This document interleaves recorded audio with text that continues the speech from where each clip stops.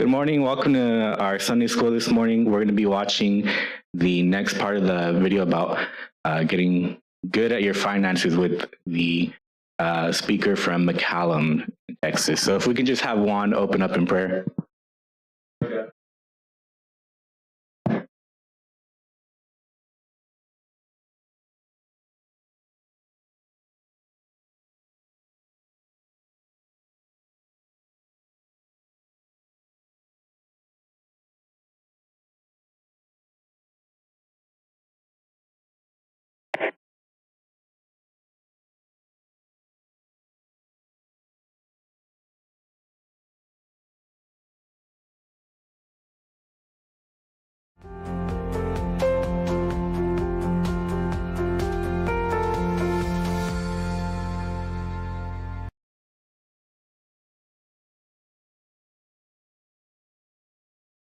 And so the title of the message is The Generous Investor, Building Wealth and Impacting Lives. And so what is it to be generous? To be generous is someone who's willing to give more than is necessary or expected out of gratitude and appreciation. And ultimately, this is God's plan for our money. God's plan is that we become blessed, and once we're blessed, that we become generous. And so when we become blessed, that we become generous not only to his house, but to his people and to those around us.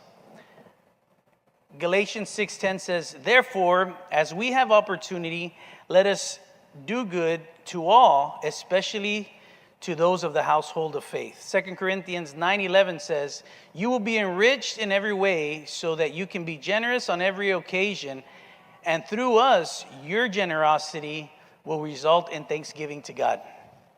So, in my opinion, generosity is the key to financial success. And giving in a generous way is spiritual. Something supernatural happens when you give this way. Proverbs 11:25 says, "The generous person will prosper. Whoever refreshes others will be refreshed." And so maybe you're thinking, how can I be generous without a lot of money? It's by trusting the stewardship process. The stewardship process is understanding that it's our responsibility to multiply what God has put in our hands.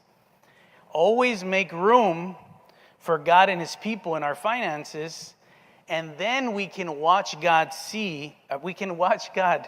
move in our finances through our generosity, triggering miracles and blessings. Dave Ramsey has the famous quote, "If you learn to live like no one else today, later you can live like no one else." And it's true when you decide to adopt a generous attitude. And we can be generous at any level of life. You don't have to have an abundance to start to be generous. You can do it at the base level of life. There's a story of a woman in 2 Kings chapter 4, verse 8, and it talks about this woman seeing a need and was able to be generous or prepare generous offerings just from the needs that she saw before her. So let's read that. "One day Elisha went to Shunem, and a well-to-do woman was there who urged him to stay for a meal. Whenever he came by, he stopped and ate." And so this is a woman that saw, hey, you know what? Here's a man of God. He's coming by. I can do something. And it's just with a meal, just with the basic things of life. And you and I tonight, we can also begin to be generous with the basic things. But the interesting thing is that she saw and she prepared. You and I can also see and prepare. We know that we have needs here in our church every year, sometimes at the same time, in the same place, right? Can you say conference? Conference is coming. We know there's going to be needs. Revivals are on the calendar a month in advance. And Children's Church World Evangelism offerings, they come at the same time. We're going to start that pretty soon here. But we can prepare for these needs that we know that are coming. You know, when we opened our produce business, me and my wife, we said, out of every load of produce that we bring in, we're going to set aside a little bit of that profit for world evangelism. And, you know, it's interesting that we made that decision to make room for God in that company, and out of that company, we've seen other companies come out of there. Other sources of income came out of there. You know, this past year, we opened a new entity. And the day that we got our checkbook, it just so happened that we came to church. And I brought the checkbook to church, and I was like, what an opportunity to give the first check out of our company, out of our new company, give the first check to church. And when I gave that, God reminded me of when I did that for our real estate company. When we opened our real estate company, we went to Tucson conference, and in that conference, I took this checkbook for this company that wasn't making any money, that was just new. It was taking a lot of investment for us to start up. And I remember I just took it out and I said, I'm just going to give a few $100s. It's just an offering. I just want to link this company to what God is doing here. And God spoke to me, and he told me, one day you will give. And I'm sorry if the amount offends you, but he said, one day you will give $100,000 offerings out of this company. And I looked at my check that I was giving for a few $100s, and I said, that's not possible. At the time, that we had a projection that that company that year would lease out some rental space, and the total amount of tithe for that profit on that rental space was going to be $6,000 a year. So how could God tell me this? Like, how is this possible? It's just not possible. But, you know, he didn't argue with me. He just told me that. He put that in my heart. Whatever, time goes by.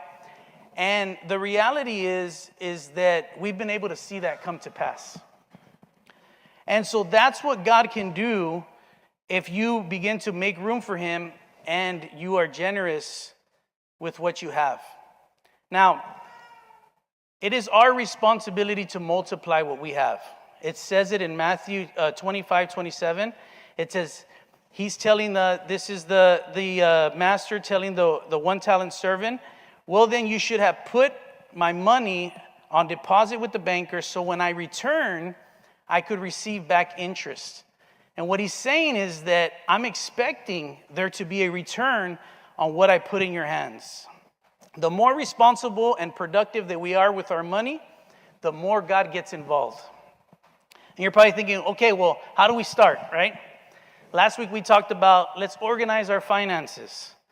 Let's have a plan. Let's track our expenses. Let's make a budget. Let's put some life insurance in place. Let's save for an emergency. Let's pay off debt, mostly, high interest debt. And, these are the things that get you to the place that once you do this, that you end up having money left over. So then now what? We have money left over. How do we multiply $100, $200, $300, the basic level? And I'm going to explain here a bunch of different ways that you could multiply or invest your money. You could buy a business, right? You're thinking with $100, no. Follow me here.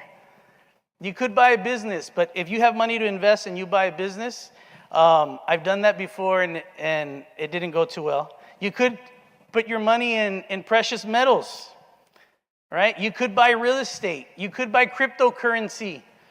You could buy stocks on an app. You can do all these things, but the reality is that all these things are going to take time to learn. There's a learning curve that could be very lengthy. It takes specific dollar amounts, capital, risk, liability. All these different things come into play when you're putting your money in something and you're investing. You could start a side hustle. When I first got saved, I started cutting grass. I had one lawnmower, and then I had two lawnmowers, and I had two weed eaters, and I had 3 guys working. And I did that for a little while, but I didn't like the sun. So I didn't want to do that anymore. But then I started selling produce off the back of my truck. Took a little bit of money, bought some produce, multiplied it, and I began to see, hey, you know what? I can invest this little bit of money and I can multiply it. So you could start a side hustle that eventually can turn into a business. And I personally believe that there are business owners that are sitting in our church that haven't become business owners yet. I think there's a whole new generation of business owners that are going to come out of our church. If you decide to be a business owner, you need to understand that you need to know the numbers. One of the biggest things that I see with people that want to have a business, but they don't understand the numbers, is they get in trouble. And so you need to understand the numbers. I remember Ray telling me, Robert, if you're good with money, you'll never have a money problem. You'll never have a money issue. And you know what? Banks will beg you to do business with them. And I was like, really? They're running from me now? But he said, they'll beg you. And we've seen it. They come around, hey, I'd like your business. I like your business. Because everybody wants to be a part of a good business. So you can invest in all these things. You can do a startup. But all these things will consume your time. Or you can buy into successful companies by acquiring them through mutual funds. And so this is where I started. If you want to know where I invested the first dollar, or I have a trouble doing that. We say I, and then I look at my wife, and she looks at me, and I say we. But you can start to invest into mutual funds. That's where I started. No effort. It's done automatically. You can start with $50 a month. Very simple to do. There's a book that we recommended in the references called Simple Wealth, Inevitable Wealth. It teaches you about mutual funds, investing, the different aspects and stuff like that. Very good book, very small. It's 180 pages. It's very little. But you're able to get into a mutual fund by starting an investment account. And usually this is offered by your employer through a 401k, a 403b, just depending if you're a teacher, government worker, different things. And so the most important things, I've talked to people that their companies offer them investment accounts, retirement accounts, and they don't take it because they don't think, it's important or whatever. But their companies do matches, 3 to 6%. This is free money that people don't take advantage of. But that's one of the benefits from employer accounts. They're easy to set up. They get tax benefits, so many different things. If you don't have an employer that does that, you could use a broker and open what they call an individual retirement arrangement, which is it's an IRA.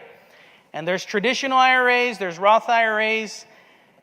When you're getting to this step, it's very important to find somebody that knows what they're doing so they can help you to work all these different things out. But there's different benefits. There's tax benefits. There's different benefits. And so if you don't have an employer that does it, you can go through the outside, and that's how we started. That's how we started with our kids, with our college funds and our retirement accounts and all that. Go through a brokerage company.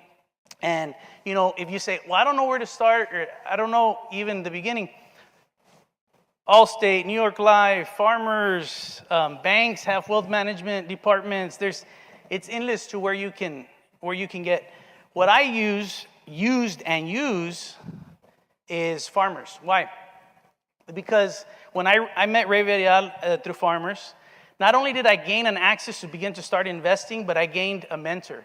And that's something that you need to look out for when you're beginning to invest. Somebody that's going to take time, has a heart of a teacher, wants to teach you things. He would teach me things like every dollar has a goal. If it's meant for retirement, it needs to be invested a certain way. If it's meant to be used in 5 years or 10 years, it needs to be invested a certain way. And so a good advisor is going to help to organize all that. But not only was he a good advisor, he had Christian values. He had experience with life. He had experience with business. And that was all very helpful. Why am I mentioning all that? Because there is so much noise and information when it comes to investing. It's just so much, especially with YouTube, it's incredible, right? And so there's so much information out there, positive, negative, and once you find somebody that has the heart of a teacher that shares values with you, it's a little easier to work through all that stuff. And so you can do your own research. Dave Ramsey, his website is incredible. He's got so much information. I mean, if you really wanted to learn, you could go on there. There's tutorials, there's questionnaires. There's a lot of good stuff there. The Gateway Church has a stewardship section. They have a bunch of investment information that is very helpful. But in short, if you don't know what a mutual fund is, I'm going to try my best to explain it to you here. And so Ray used to always tell me, you want to be an owner, not a loaner. So a mutual fund gives you the opportunity to be an owner. It's managed by educated professionals. They have proven track records for you to be able to successfully invest and have a good return. It provides diversification, and it provides liquidity. For example, if you buy a piece of property and you say, I want to invest here in a piece of property, you buy it, and then you say tomorrow, hey, I need my money. Well, you got to put a for sale sign on it. And normally when you want to sell a piece of property, my experience is when you want to sell it, they don't want to buy it. And when you don't want to sell it, they want to buy it. And so investment, mutual funds gives you that liquidity. So this is what you could say is a mutual fund, right? So it's a bunch of pencils, right? And so I put them in different directions, and there's different colors, and because this is what a mutual fund represents. It's thousands of investors putting their money into a fund or an account where professional managers manage it, and usually they invest into hundreds of, at least 100 companies, and it could include stocks, it could include bonds, it could include savings, it could include commodities. The idea here is the diversification. And so if you take your money and you say, hey, I want to invest in stocks. I want to invest in one stock. I want to invest in Nike, right? Don't move. I want to invest in Nike. Well, Nike does well, and then Nike does bad. And when you want your money, Nike's not doing too well. Oh, Nike doesn't. Sorry, Nike. I love you. I buy a bunch of Nikes, I promise. So, but just an example, you put your money in one company, the company goes bad, so does your money, right? You put your money in a mutual fund, and say one company is going bad, there's professionals that are watching that company that say, you're doing bad, we're going to take you out, and then we're going to put another company in your place. And that one wasn't supposed to come out. But they put another one in its place, therefore always giving you a good average of return on your money. So this is what is a mutual fund. So what's a bond?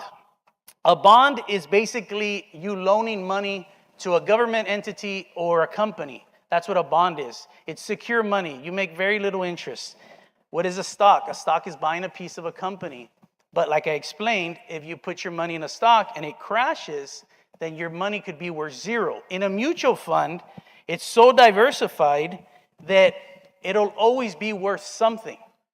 Even if at the lowest point of the stock market, it's so diversified that they're always watching it, that it'll always be worth something. And a lot of times when the market's changing, they're able to change this to protect your investment for that time that the market's falling. So that's why I'm a believer of mutual funds.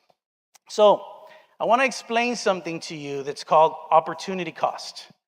Now, opportunity cost is what me and you pay for not taking the opportunity to invest as soon as possible. So I have some slides here I want to show you. So this person was 18, right out of high school. They started working at McDonald's. And they said, I'm going to take $100 from my monthly check, and I'm going to invest it into a mutual fund. So let's just say they put it in a mutual fund, $100. They started with $100. They put $100 a month when they're 18. They retire when they're 67. It's a retirement account, so it requires you to put the money in there, leave it in there until you retire, unless, if not, there's tax penalties. There's some tax consequences, penalties. So this is how much they would just by putting $100 away every month, they would be a millionaire when they retired, right? 1.5 million. Okay, go to the next one. So you're at 25, you say, okay, you know what?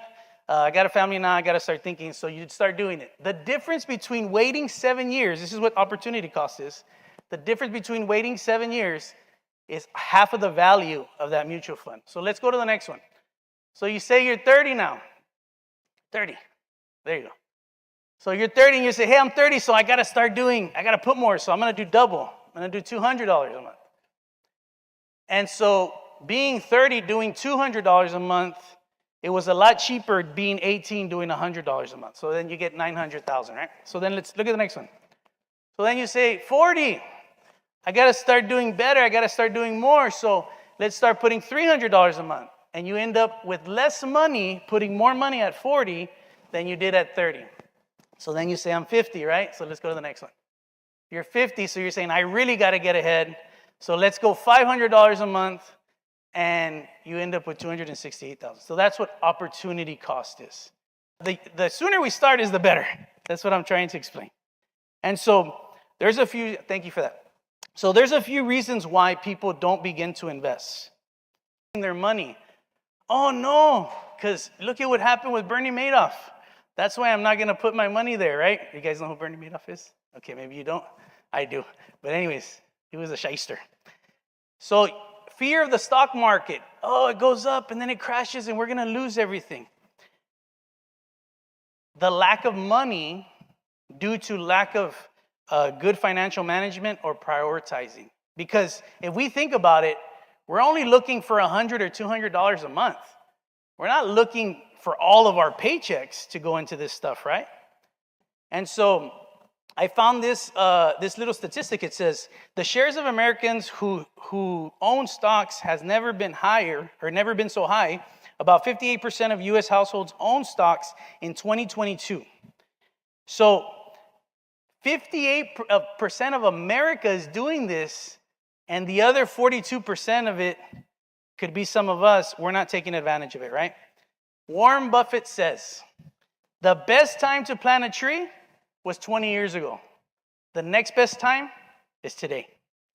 So I would really urge you to begin to inquire of this stuff, because you can start with so little bit and you can end up having something for you and your family without you having to lose focus of your life.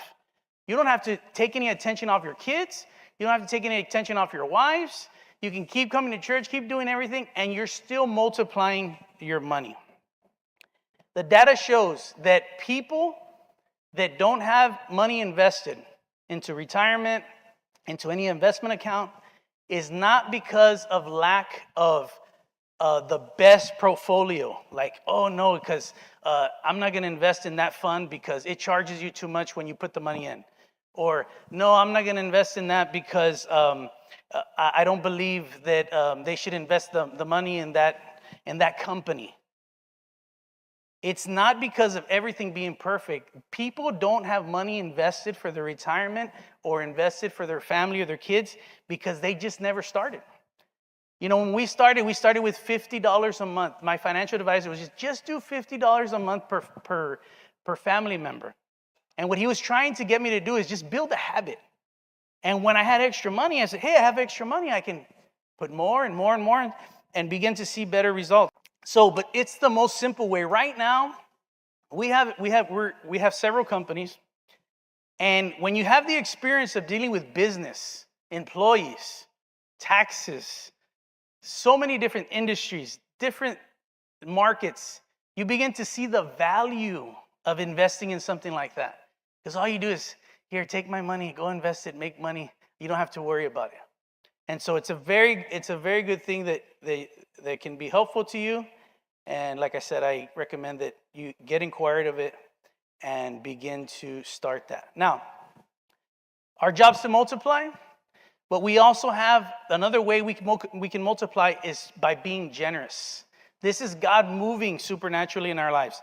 So, generosity triggers miracles. And so, there's some types of miracles that we understand that we need, and there's others that we don't understand that we're gonna need in the future.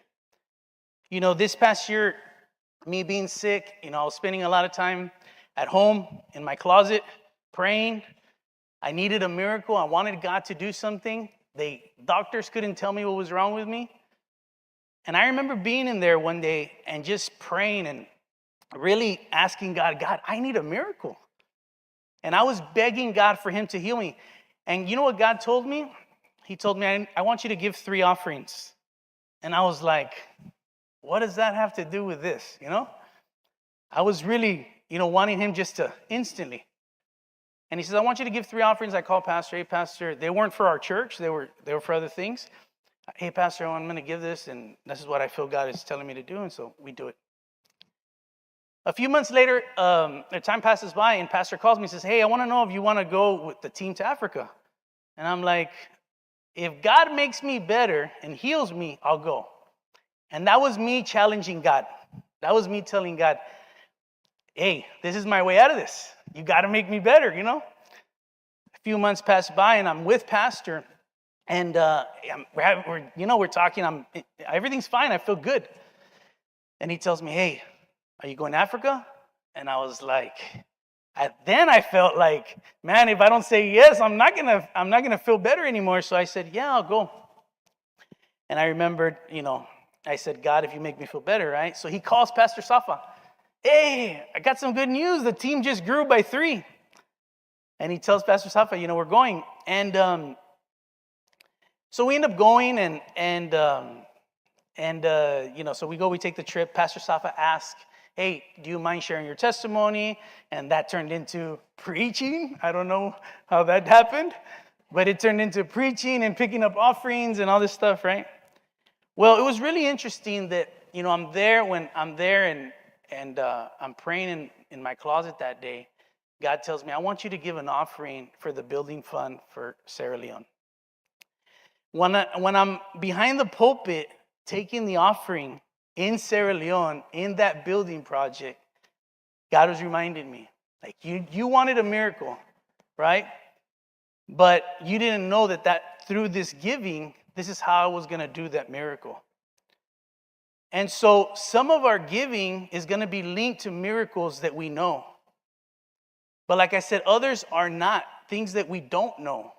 In this story that I just read of the Shunammite woman, she saw a need, she prepared, she made, provision for the man of God. And she arranged her life to take advantage of the opportunity that God was giving her to be generous. And that turned into, you can read it on your own time in 2 Kings chapter 4, but that turned into a meal. It went from a meal, turned into a room. Then it's like a bed and a table and a lamp and doing all these things because she wanted to be generous. And it's really interesting. 2 Kings 4:13 says, this is Elisha telling his servant to go and ask the Shunammite woman, is there anything that you need? Is there anything, you've been kind to us, and is there anything you need? And it says, now he said to him, say to her, look, you have been concerned for us with all this care. What can I do for you? Do you want me to speak on behalf to the king or the commander of the army? And what he's trying to say is there anything that I can do for you? And she says no. But then he tells her in verse 16, about this time next year, you will be holding a son in your arms. And so what he's saying is that his servant ended up telling him, hey, you know what? She doesn't have a son. She says she doesn't need anything, but she doesn't have a son. So what he says, you know what? God's going to bless you with a son. So that generosity opened the door for a son. But then her son dies. And the son's father ends up bringing that son, that miracle, to his mother, dead, and tells him, hey, this happened, he died. So she goes back to the man of God and she tells him, hey, my son's dead, I need help. And he gives her instructions and she doesn't accept them. She wants him to come and see her son. He ends up going back, seeing his son, prays for him, and he comes back to life. Her generosity put her in that position that she had this relationship with the man of God that ended up saving her son's life. I know exactly what that feels like, and I know exactly what that is. This past conference, Pastor Roman's picking up an offering in San Antonio, and he's talking about miracles that are linked to giving. And God reminded me of when my son was born. My wife had complications. They told me, wait in this room, we'll come get you. She had to have a C-section. They never came for me. Hours went by, and I'm like, what's going on? When they finally take me there, they're like, hey, here's your wife. She's going to have the baby. Everything's real quick. Well, what I didn't know is that through the anesthesia, she was having complications, and she was going in and out. And the last thing my wife remembers is them telling her, or her hearing them say, we're losing her, and chaos in the operating room. You know, when I go in, they say, here's your wife, give her a kiss, she's going that way, your son's going that way. So then they put me in another room, and they keep my son somewhere else, and then they finally bring me out to see my son. And when I see my son, something's wrong. His stomach he's sucking his stomach all the way in, and then it's just blowing up like a balloon. And the nurse sees me, and she comes out, and she starts crying. And she says, and she used to come to our church, so she knew me. And that's probably why she felt so bad. But she's crying, and she's saying, Robert, I don't think he's going to make it. He's going to ICU right now. So my wife's recovering. I have to go tell my wife, so I go to tell my wife, and, I'm strong all the way over there. And as soon as I get there, and I tell my wife, and my wife says, take me to him right now. And she takes us to him, and this is him. He can't breathe, he can't eat. They have him all hooked up, and that's him. You can go to the next one. And so that's Imelda. That's a few weeks after. He had to stay for several weeks, RJ. A lot of people don't even know the story. But yeah, the pastor at the time told me, you better take pictures of him and remind him every day of his life he's a miracle baby. No, not every day. But remind him. But I remember, while pastor's picking up this offering, God reminds me of this. The other thing he reminds me of, back in 2012, he was picking up, thank you for that. Back in 2012, he was picking up an offering for our building project here at the old building. And I remember he's picking up and he's pooling. He needs a large amount of money. And me and my wife talk, and we say, you know what? Let's give. At this time, this is 2012. RJ's already 5 years old. We haven't been able to have another child. And we said, let's give. Maybe we can have another kid. And Imelda's like, excited. We're excited. Yeah, maybe God's going to do something, right? So we give, and, well, everybody knows we don't have another kid, right? When he's picking up this offering, this is last year. This is 2023, right? When he's picking up this offering, he reminds me of my granddaughter. See, when we found out that in 2022, when we found out that my daughter was pregnant, there was some complications, some issues, and it was possible that she wasn't going to be born. And God reminded me, he said, remember when you gave in 2012, you wanted another child? You didn't know that I was going to protect your granddaughter and that I was going to give you your granddaughter. And so I have a picture of my granddaughter.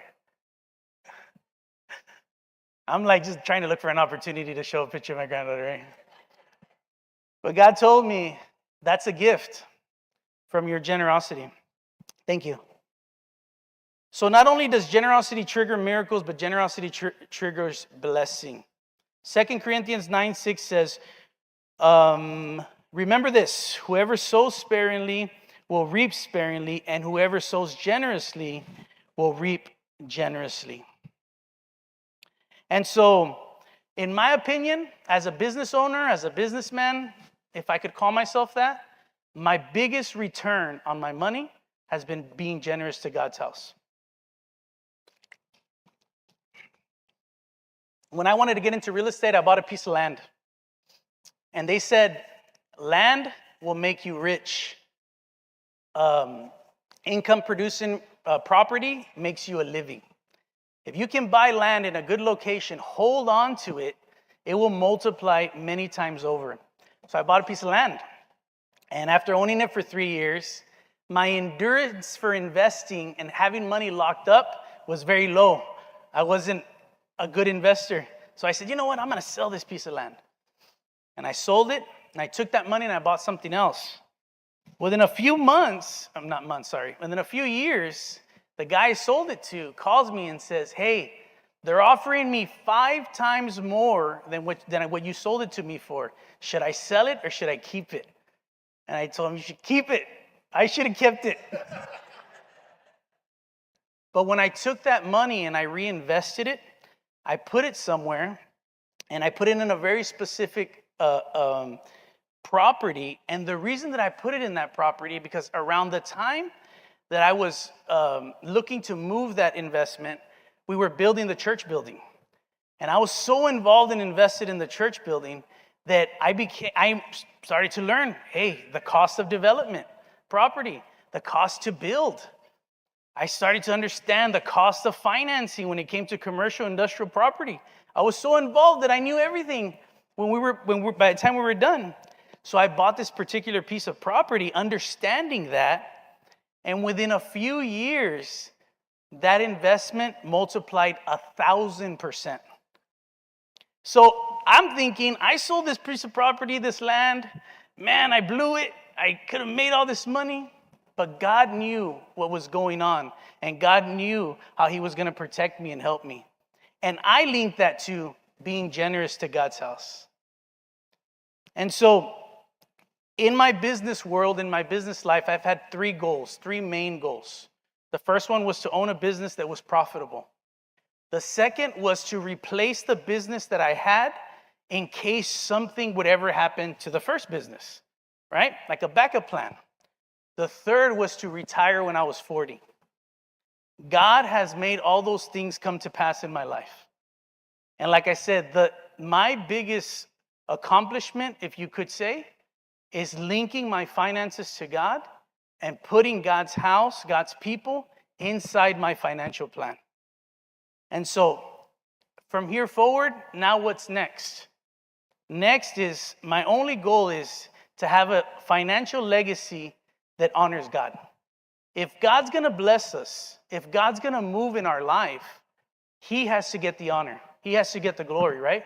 So if he blesses us to a certain extent, it'd be good that someone say, yes, God blessed them, but they were able to use what God gave them for God's kingdom. And that's my goal in life. And so that's all I have for tonight. I want to open it up for some questions. So anybody have questions? Questions?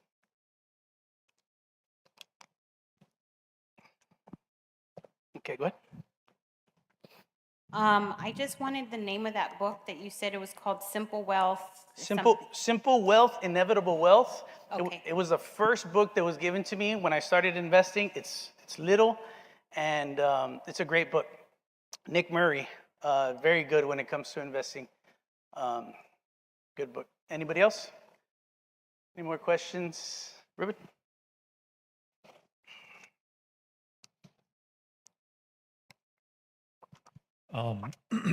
A question that I've always kind of had is when it comes to generational wealth, right? When you're talking about creating a legacy for your family, what do you, I mean, I know this is probably more of a opinion rather than, I don't think there's a right or wrong answer, but how do you feel or what do you think about having your kids make their own? Like, and so that's one of the things that I've kind of thought about. Like, I've heard people that, you know, kind of when you give things to your children and you just hand it to them, they don't understand the developmental costs a lot of times. They don't understand how to deal with things. So when it comes to generational wealth, when you're talking about building something not only for the house of God, but also for your own family, where do you stand on that? Or what do you think about that? Like, should you say, hey, you know, this is partition, I'm only gonna do it if you meet X and X goals? Or, you know, what would be a healthy way to address that in the idea of passing down money, basically? Because even you know, I look at it like, yeah, as me individually, I'm going to invest in my future, but I'm also investing eventually in my children's and my grandchildren's future. So I don't want to create a stumbling block by, you know, giving them access to things that they shouldn't have access to yet. So it's kind of my long question, but. Well, you know, and it's kind of conflicting, right? Because there's people that are successful, like I feel that I am, and I feel no one gave me anything. My parents didn't give me anything. I had to figure it all out by myself, and I say, they didn't give me anything, I'm not gonna give them anything. But what does God's word say? A good man leaves an inheritance to his children's children, right? Right. So that doesn't mean that you put them in the position where they'll never develop, but that just means that you're able to show them, give them something, right? And so I think that there has to be some thought and there has to be some structure. We're going to talk about, that financial legacy stuff next week, the structure and all that stuff. But I think if you look at Donald Trump, right? His dad gave him $1 million, or going to lend him $1 million, and he made $5 billion, right? If you say, hey, I'm going to give my kid $1 million, but it's going to ruin him, or I'm going to give my kid $1 million and he's going to become a titan. You know what I mean? Yeah. There's two. So, and like I said, we're going to go over this, but with that gift or that privilege, there has to be education. There has to be structure, right? Like, I know guys that say, hey, you know what? I'm telling my kids all this stuff belongs to them, everything.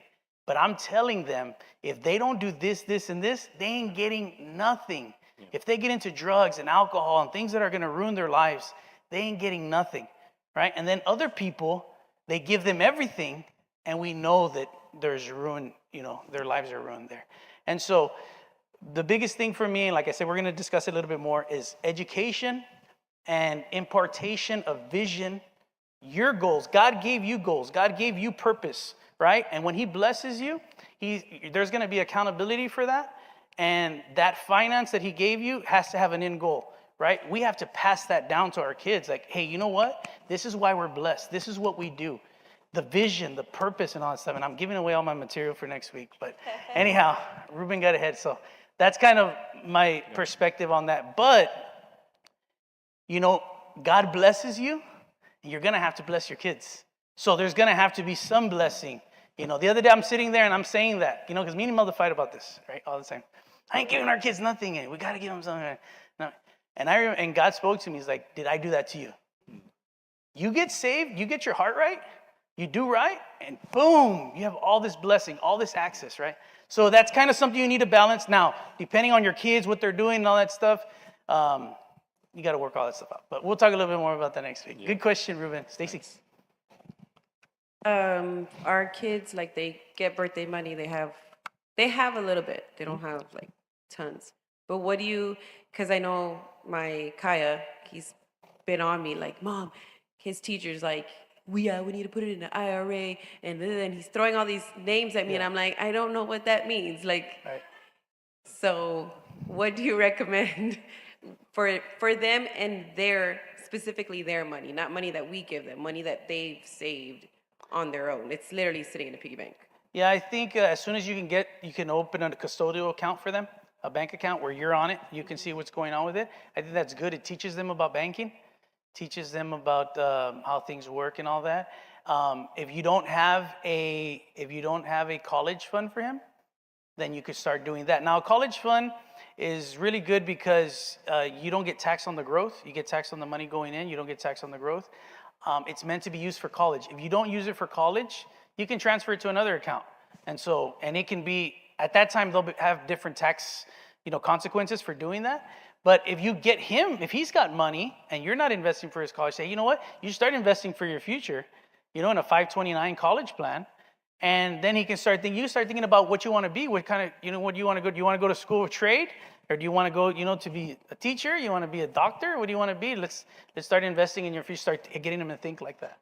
So like I said, RJ was going to be an astronaut, so we saved all this money, and then, videographer and all that stuff started coming in there. And so that's what you can do. There's other ways. You can also put their money in a CD, or, there's money market accounts, that'll gain a little bit of interest. You can start doing stuff like that. What's the best one? I think the best thing is to sit down maybe with some type of, sit down with your bank, see what they offer, something like that, and they'll give you different options, for stuff like that. It's just about getting a little bit educated, and then money always has a goal, right? I kind of touched on that a little bit.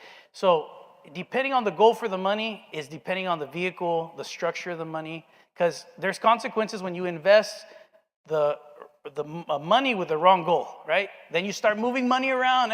I'm having it in this account. I want to move it over here, and then I want to do this. You end up paying a lot of different fees. And, in saying that, if you want to invest, but you're going to be looking at the stock market like 24/7 and not sleeping, maybe investing's not the best thing for you. But I would maybe start with something like that. Anybody else? Question? Jamie? At any point, are you talking about like wills and trusts and property transfers and how God sees all of that? So in the financial legacy, there's structure. And yes, I'm going to be touching up a little bit on that stuff. And probably we can ask questions once I get through some of that. But yes, wills, trusts, directives, estate planning, all that stuff is super important. Anybody else have a question? Oh, over here.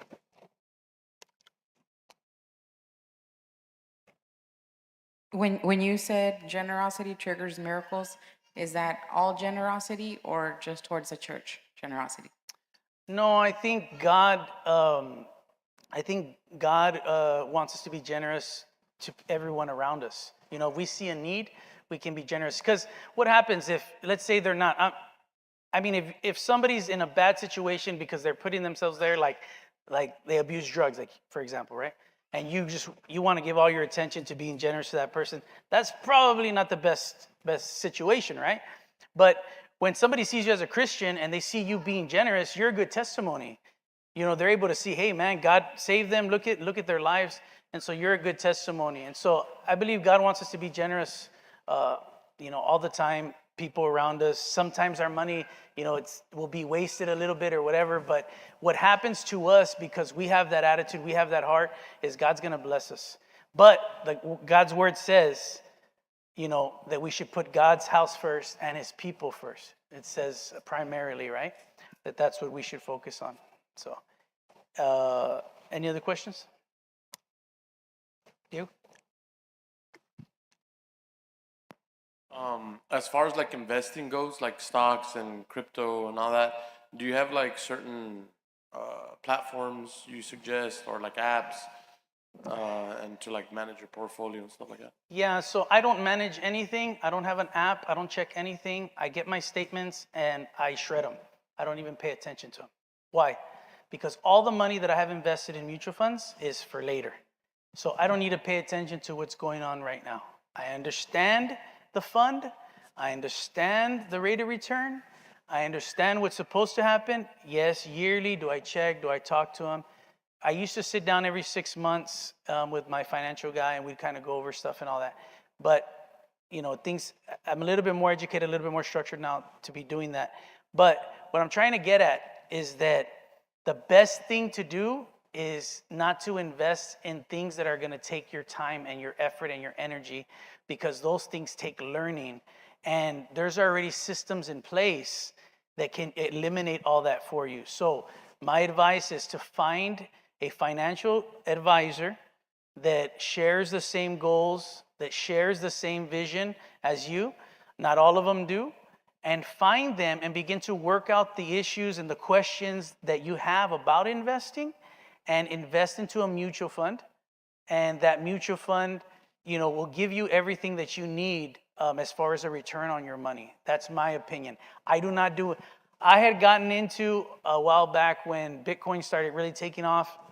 I had gotten into crypto, looking into crypto systems that are structured to be able to handle the cryptocurrency and all that stuff, investing in that. I got into it and it's like, this is way too much. I don't need to be a part of it. And then the Bitcoin fell like super hard. So I was like, so I just stay focused on one. And I'll be honest with you. So probably 50% of our investment is in real estate right now. The others in business and mutual funds and stuff like that. We're really considering the percentage of that moving more into mutual funds and stuff like that, just because of the value that you get for not having to worry about all the different stuff. And so, hope that answers your question. Anybody else? Sure.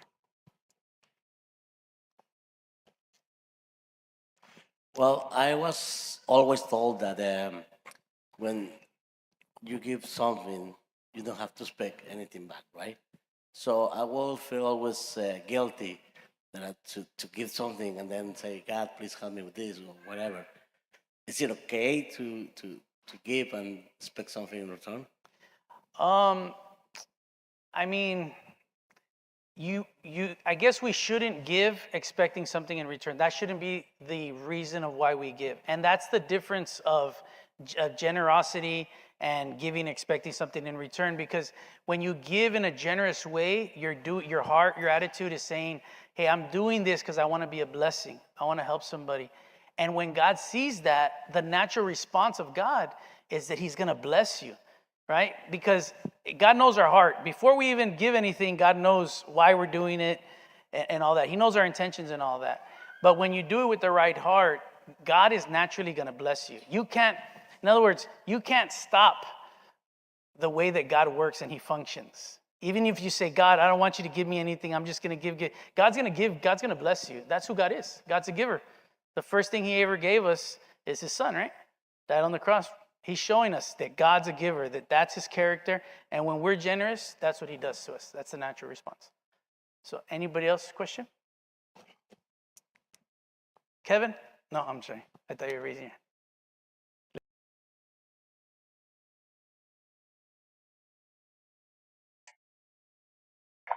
hand. What's the difference between Roth IRA and mutual fund? Okay. Well, a Roth IRA, so Roth IRA, traditional IRA. Awesome video. Hope you guys let them all paid attention and took notes. Account, very good account. Things to consider. So we're going to open it up. If anybody has any comments, 457. questions, all those are the structures in which the rules and the laws are going to apply to the money that's invested. Right. All right. So we'll some of them, you say you don't pay tax. You get a tax exemption because the money goes in and the government's going to help you right now. Hey, I invested $500. So it was funny because as he was mentioning stocks and all that stuff, you pay I remember before I was coming to church, and that's what I was all about that, making quick money through small stocks, just starting off, you pay taxes going watching them in, explode, taxes going taking up, out, and taxes doing it coming over out. again.